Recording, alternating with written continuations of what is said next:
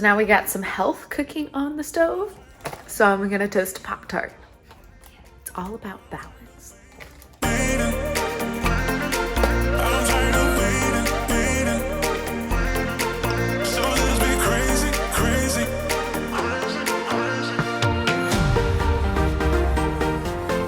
Hey there, and welcome back to my channel and the episode 1 of my new reverse dieting series. So today, I'm gonna eat breakfast first. I am not intermittent fasting anymore, by the way. And okay, yes, the obvious, I dyed my hair purple. But we're gonna go over what reverse dieting is, by how much my calories have changed so far, what the goals of a reverse diet are, my relationship with food, the goals I have for my off season before I would consider competing again, how training changes, etc. So just stay tuned until after I eat this breakfast and get dressed for the day. Okay, I'll go ahead and give you some attention first. Okay, so what is reverse dieting? Reverse dieting is the process of slowly adding calories back in. And the reason why you want to reverse diet is if, for example, you've done an extreme diet like I have with competition prep and reached a very, very low body fat percentage. I was dieting from February to August at least, and my calories dropped quite a bit. And so if you've been dieting for an extended period of time, your metabolism slows down because honestly, your body's trying.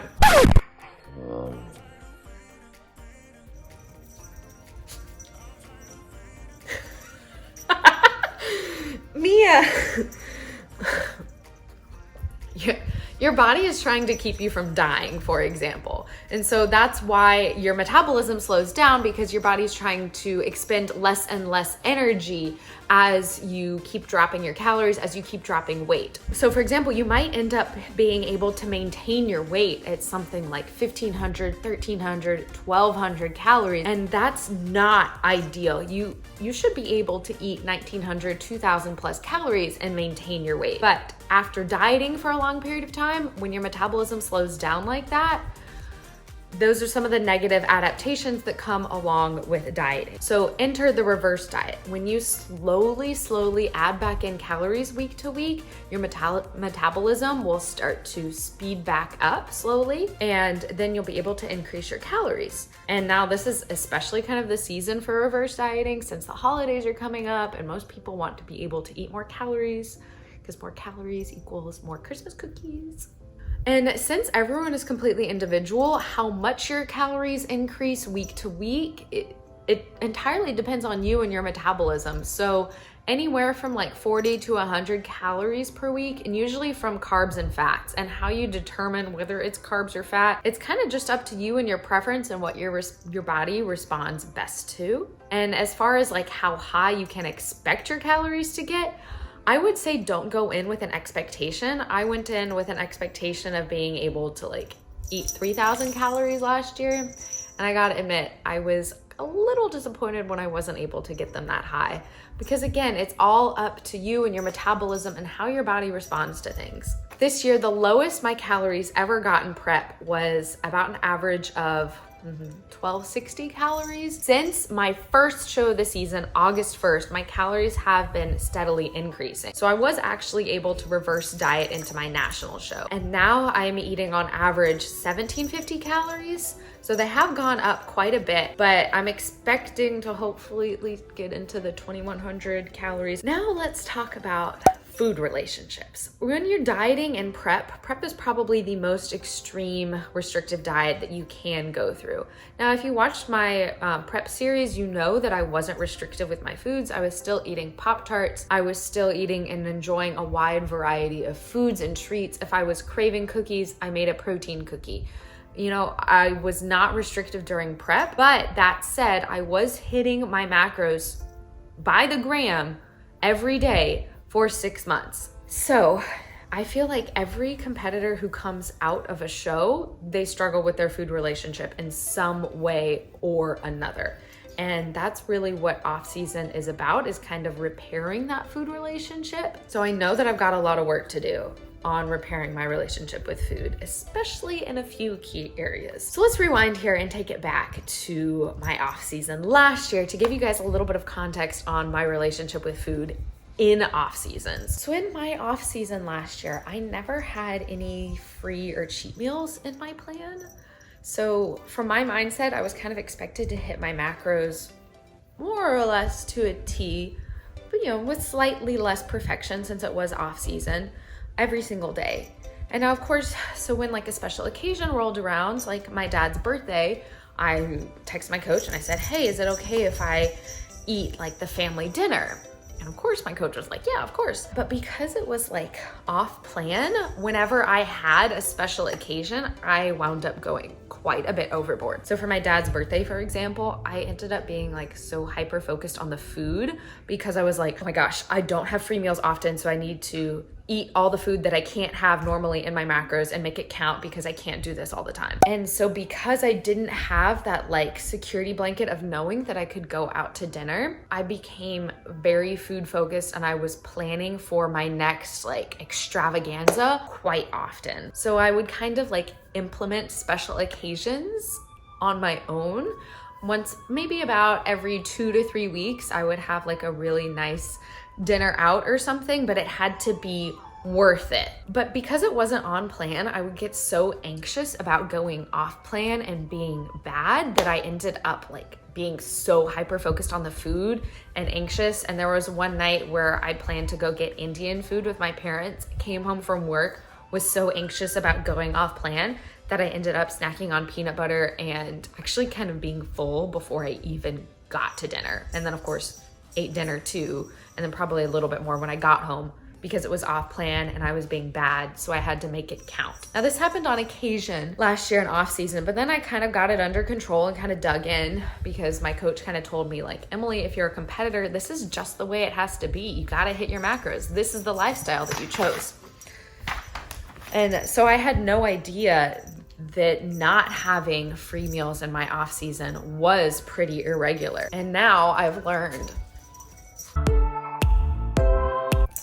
And it wasn't until prep this year that I learned that not having free meals in my off season was pretty irregular. So I got better about hitting my macros last year in off season, but that also meant that like if my little sister asked like, hey Emily, do you want to go get Raising Cane's? I declined because in my mind, like Raising Cane's wasn't special enough to warrant a meal or a night off plan. So it was kind of disappointing that I really didn't go out to eat that much in my off season last year. And I think my relationship with food really suffered because I felt like I had to hit my macros all year long because I was a competitor, because I didn't have free meals in my plan. Now I know in hindsight that that wasn't the best relationship with food. So even in prep this year, I'd already gone in knowing that I wanted something different for myself this next off season. Even in quarantine, like at the very beginning of prep, I was already making a list of things that I wanted for myself this next off season, including free meals and more flexibility with macros. I'm thankful that I've also switched to a coach who implements free meals in his off seasons. So I now have free meals once a week. And so I'm going to have a free meal tonight. I think I might go get like pizza with my family and then I might like split a cookie. But it is pretty new, so I'm definitely still like learning how to not go quite so overboard. I'm getting better week to week. But now that I know it's going to be a weekly thing, in my mind it's not, ooh, I have to eat everything that I want all in one night, because no, if I want pizza tonight, that's fine. And maybe I'll want Raising Cane's next week, for example. It's just been a work in progress. Another thing that I also discovered during quarantine was this podcast called Confessions of a Bikini Pro by Celeste Rains-Turk. Amazing. She interviews bikini pros and it's just so inspirational to like hear their journeys and how they became pros and everything. But I also learned that Celeste has a post-show food relationship and mindset series. She's like basically a therapist for competitors. She's getting her master's in mental health counseling right now. And so even mid-quarantine, I knew that I wanted to do this program post-show because I knew that as a competitor, I had things to work on in my relationship with food. And so actually the day that I stopped being in prep, I signed up for Celeste's program. So before I can talk about just how freaking amazing Celeste's program has been for me, I gotta go over what hasn't quite gone as well for me this off season to kind of let you know what she's been helping me with. Nut butters, guys. Nut butters is what's not been going so well. You want some too? I'm sure you want some peanut butter. I don't know if your mommy will let you. What? I know, it's so good. You just want to lick it out of the container, and I just end up taking like, I'll just like open the lid and then just kind of like take a finger swipe, and then that finger swipe turns into like a giant finger swipe, and then the finger swipe turns into a spoon, and then before you know it, I've eaten half a container / a whole container of peanut butter. So that's actually kind of something that I developed last off season, and it just kind of got worse in the past few weeks. So there were a few nights right when I started an off season where I would just eat peanut butter, and then eating peanut butter would turn into eating cereal and everything that I could find in my fridge kind of thing. Also, not just the nut butter, especially before I quit my job, there were several nights where I would come home super stressed and I hated my workouts with a passion. So I'd come home from the gym, like hating my workouts. It'd be 7 o'clock at night, and then I would still have work to do on my business. And I just felt so overwhelmed and so restricted by everything that it was just kind of like peanut butter was just like my release. And I know, you know, emotional eating when it becomes a habit is not a great thing. I just also kind of felt like a failure for kind of stopping prep, even though my coach wanted me to keep going. But I knew that this was the right move for me because I wanted to reverse diet before the holidays. I probably could have just shortened that entire description and said panic attacks, but yeah. Peanut butter was my coping mechanism for COVID, for going back to work, for quitting my job, for feeling overwhelmed, for hating my workouts, etc. So working with Celeste, she helped me point out that instead of craving the peanut butter, what I was really craving was freedom, because I was feeling so restricted. I was feeling restricted by having to do workouts that I hated. I was feeling restricted by having to hit my macros every single day still. I was feeling restricted by still having to go to a job that I knew I was gonna quit. Guys, I gave them a 6-week notice. And I was feeling restricted by still having to go home and do work on my business, even though I enjoy it. I was feeling physically restricted by having to work all day inside in a box, then go to the gym in a box and have to wear a mask in a hot environment. So that felt very restrictive too. And it was just a constant feeling of just being anxious and like restricted. It was almost like eating the peanut butter was just like a little bit of a rebellion to kind of ease up on that restriction so that I could feel a little free again. But knowing that it was freedom that I was really craving, an emotion instead of the food itself, helped me get a lot more mindful and kind of actually helped me stop eating peanut butter as much. So instead of finding that freedom through eating extra peanut butter, I was able to do a lot more mindset stuff and set aside time for stress relief so that I wouldn't be reaching for the peanut butter as the release. And of course, since my stress has gone down since quitting my job, I've also been a lot better with not diving into the peanut butter jar. If you watched my entire prep series, I ate oats and protein fluff every single day throughout all of prep. No matter how much I love those meals, I also realized that it was kind of a mental meal plan that I'd had myself on. And so to kind of ease up on that restriction, I've stopped having fluff almost every night. I've kind of still been having oats every day, but I've skipped maybe a day or two here and there. But just like the mental meal plan was also making me feel restricted with my food and that I couldn't like eat a scone, for example, because that was too many carbs. Well, it's too many carbs if I also have all of these other meals that I have to eat. So that's helped me feel more free and be able to try different meals as well. And I've also been exploring different sources of fat besides nut butter. So I'm not forcing myself to stop eating nut butter, but again, like through prep, I was having 2 servings a day, and as my fats were going down, I was just eating lower fat foods to be able to allow myself to have peanut butter. And so now that I'm in off season and my fats have gone back up again, I am exploring higher fat food options instead of just peanut butter. And that's also allowing me to have more food freedom. You need a play break. I'm gonna have a puppy play break. Now, I won't say that I'm perfect right now, but that's why I'm still working with Celeste. I also started to feel a lot of shame and anxiety around check-ins because I felt like I was just failing, and I felt like I wasn't being a good client for struggling so much. And I would just get so anxious before a check-in with my coach. It just wasn't healthy. And so I'm really lucky to be on a team. I'm on Team NK. because there's a lot of amazing assistant coaches on the team. And I've actually just switched to working with Chelsea on the team because our personalities mesh up a little bit better. And I find that I'm like really able to open up to her about mental health and everything a lot more. And I have a lot less anxiety around check-ins. And she's already had me implement a few exciting changes. Time for a lunch break and a puppy play break.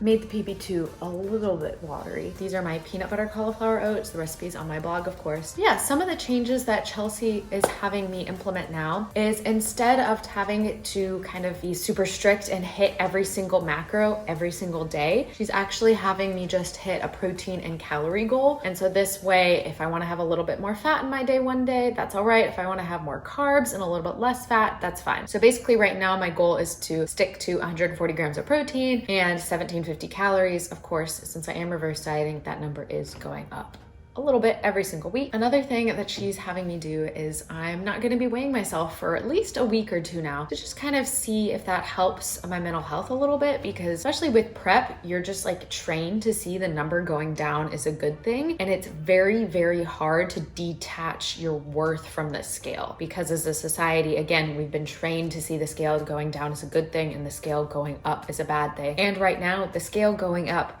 is a good thing since I needed to put back on body fat. We just don't want to do it too quickly. That's the thing. I'm going to eat these and then go over a little bit more of the mental health aspect of reversing, especially post-show and weight gain. I will never get tired of cauliflower oats. So the mental health aspect of not being in prep, it's a big one because you are so focused on stepping on stage. You're laser focused by the end of prep. By the time that you step off stage and the judges tell you, okay, time to go gain some weight, go get healthy again, here, put on some muscle here and here, see you in a year, you're just left like, what? And it's like, it's called the post-show blues for a reason, because you're so hyper-focused on this one goal. And once you've accomplished that goal, you're left like wondering, what now? It's really important that you set some goals that aren't related to your body image, since you do have to gain some weight in off season. So for me personally, I like to set strength goals. I'm hoping to PR my deadlift at 315. My PR for my deadlifts last year was 305 and it moved pretty smoothly. Now I'm not going to be trying to PR my deadlifts like today, for example, because you do lose quite a bit of strength towards the end of prep. And if I went and tried to PR my deadlifts today, I would most definitely injure myself, because you have to give yourself some time for your hormones to repair, for you to gain back some body weight so that you're healthy again, so that you can be in the gym at full capacity again. But also like to try and PR my bench and my hip thrust again, especially since my judge's feedback was that I still need to grow my shoulder some more. It's also important to set some goals entirely unrelated to food or fitness. So I've got some goals for my business, of course. Okay, so it's about 3 o'clock now. I was planning on going to the gym quite a bit earlier, but enough procrastinating. I'm gonna go to the gym for a leg day. And now this is a brand new program, so I'm gonna take you along with me. And hopefully this will be a fun workout, since I've really been hating my workouts lately and just going to the gym has been like a huge chore. Okay, just made it to the gym. I've been staying with my parents the last few days. I'm really close with them, so I'm back at the gym here. The last few weeks before I quit my job, working out just felt like another restriction, and I hated going to the gym. I was miserable doing my workouts. So really one of the goals of reverse dieting, especially at the beginning, is to kind of like enjoy the gym again, because the whole reason I got into competing was because I loved this. And so I've got a new workout plan and I'm excited about it. Got some full stop hip thrusts, which I haven't done in a while. So I'm gonna start with some glute activation and just plan on like enjoying it and like enjoying feeling strong again. Yeah. 1, 2, 3, let's go!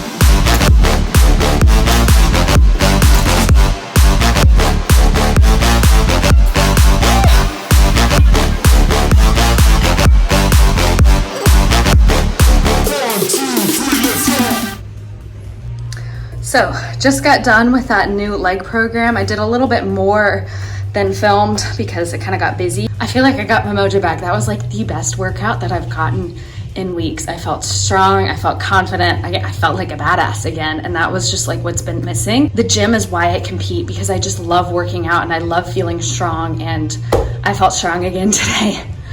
Oh, throughout that whole workout is just amazing. So also when you do a reverse diet, you actually gradually drop cardio. Right at nationals, I was doing 5 20-minute sessions on an incline at speed 3. So my step goal went away right there at the end. And so now I'm doing 4 15-minute sessions a week, because I actually did request from my new coach that I drop down to 4 days of workout plans a week. I'm still training just as hard, but since I've kind of been hating the gym, and since I just, started doing my business full time, I wanted to drop to 4 days a week. So now I'm gonna go home and then probably head straight back out to get pizza. Part of what I struggled with last year before a free meal was like getting home and being anxious and like snacking before I like took a meal off plan, again, since I didn't have free meals in my plan. And hey, it's dinner time already, so there's no time to snack before I go get dinner, so there's already a win.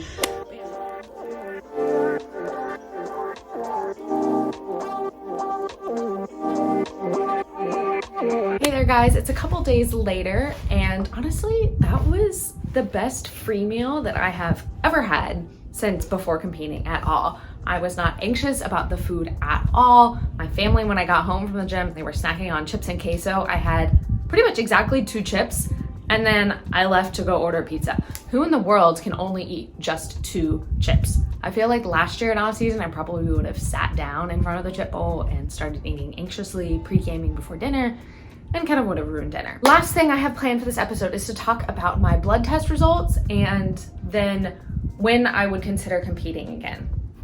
So I went and I did my full female blood test panel and everything, along with a cortisol test. And that is just because typically in a competition prep, when you get show lean, your hormones get messed up a little bit. For example, I haven't had a period since April. That's at least 6 months now. So I know that my hormones are messed up. But actually with the blood test results, only 2 things were a little bit elevated. One was LDL cholesterol, which was just a tiny bit high, which my coach says is pretty normal for someone post-show, since LDL cholesterol is typically pretty raised when you get down to a super low body fat percentage, aren't consuming much food. So that should start to go down as I eat more food with my reverse diet. The other thing that was raised, which should come as a surprise to no one, is that my cortisol levels were raised. Surprise!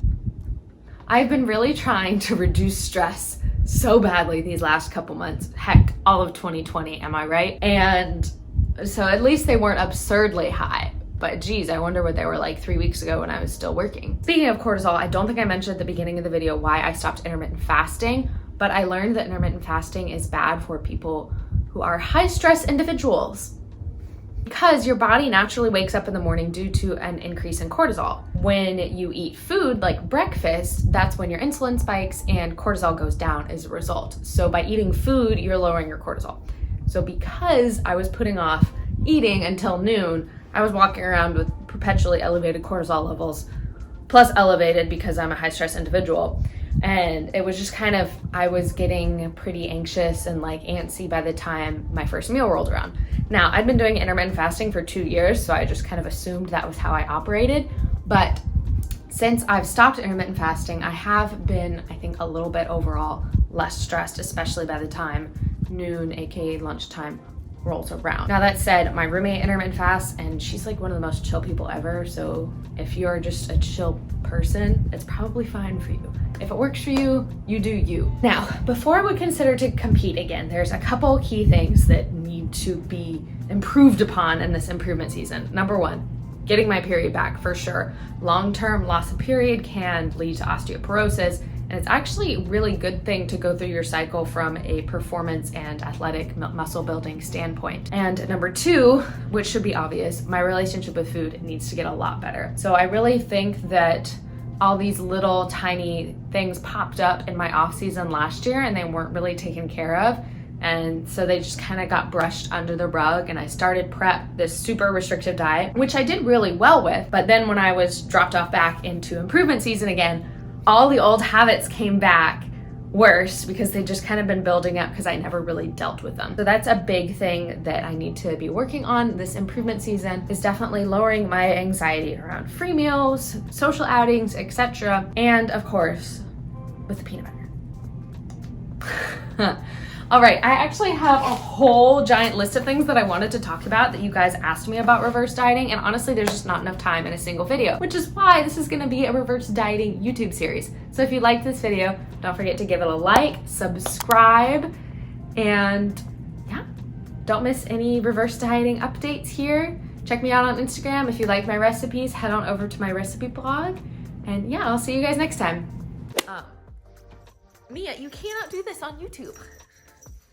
This is all gonna be in a blooper reel at the end. I'm gonna have to put you away. Go, Kendall. Can you be good now?